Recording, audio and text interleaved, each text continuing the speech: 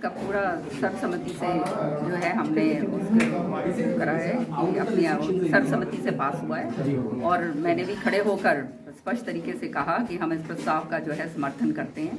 राम जो हैं, प्रभु भगवान जो हैं, वो हम सबके कण कण में हैं, सबके घट में हैं और सब हमारों सबके हैं। किसी कोई एक आदमी उसके ऊपर ये नहीं दावा कर सकता कि ये खाली हमने करा है या हमारे हैं।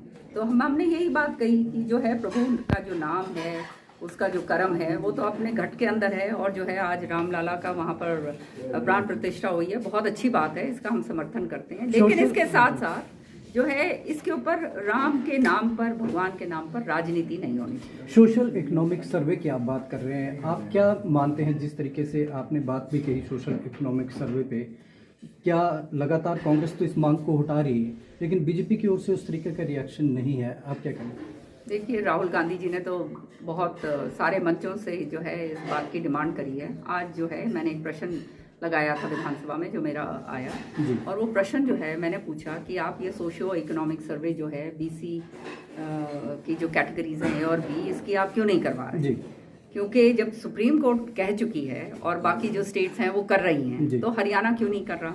जब यहाँ पे हरियाणा में बीसी बहुत बड़े बड़े दावे करे जाते हैं कि हम इनके लिए इतना कर रहे हैं, इतना कर रहे हैं। सच्चाई आज ये है कि आप अगर ये सर्वे करेंगे तभी आपको मालूम चलेगा कि इनकी जनसंख्या कितनी है। अगर ज़्यादा है जनसंख्या तो उनको उसका लाभ मिलना चाहिए, और इसीलिए वो लाभ क्यों नहीं मिल रहा है? क्योंकि आपके पास जो है सर्वे का पूरे आंकड़े नहीं हैं। तो इसलिए मैंने ये आज ये क्वेश्चन लगाया था। और जब सुप्रीम कोर्ट खास तौर से दो अपने डिसीजंस के अंदर सुप्रीम कोर्ट ने कह दिया है, देखिए मैं आपको पढ़ के भी बता देती हूँ कौन सा ये है।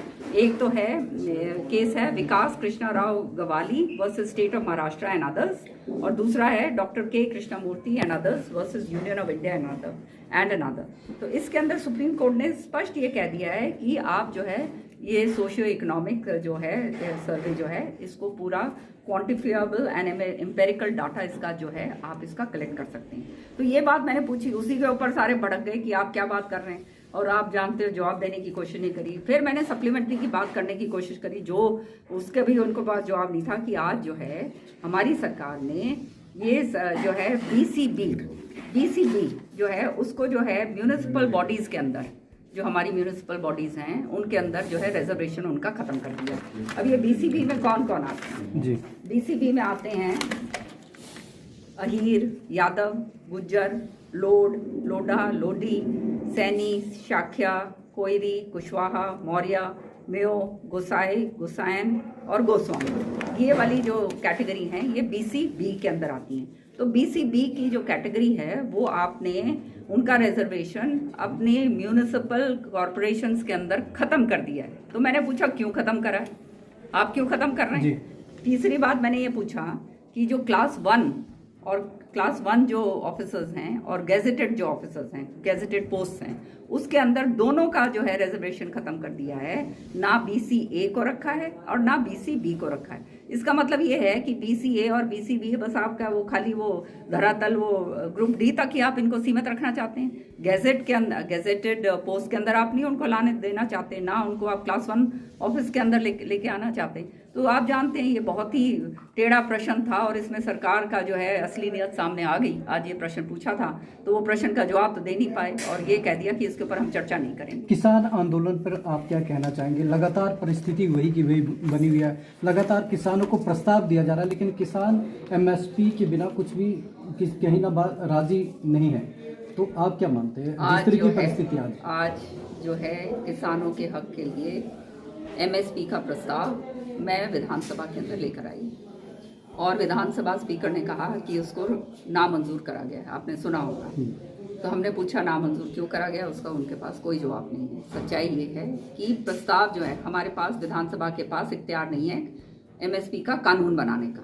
कानून केवल केंद्र सरकार बना सकती है। लेकिन आज एक और प्रस्ताव पास हुआ है, प्रस्ताव पास करके हम रामलाला जी का जो है समर्थन करके हम केंद्र को भेज रहे हैं। इसी तरह से ये इसका भी प्रस्ताव जो है ये रखा गया था कि एमएसपी का जो आपने वायदा करा था 3 साल पूर्व, जब आपने तीनों काले कानूनों को उठाया था, उस समय एक वायदा करा गया था किसानों को कि आपका जो है आप आंदोलन उठा लीजिए, एमएसपी का आपको कानूनी दर्जा मिलेगा।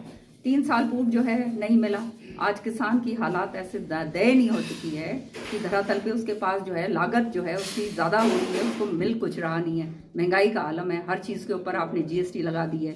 और जो है खाद का कट्टा हो या DAP का, वो जो है उसने जो आपने 50 जो प्रतिशत होता था वो 40% उसका कर दिया। तो इसी तरह से किसानों का हर जगह पर, चाहे उसके बीज है वो महंगे हो गए, हर जगह महंगाई हो गई है। तो किसानों को जब MSP का दर्जा आप दोगे तभी जो है उनका जो है ये अपना वो काम सही तरीके से कर पाएंगे, नहीं तो धरती पुत्र तो बिल्कुल मर चुका है।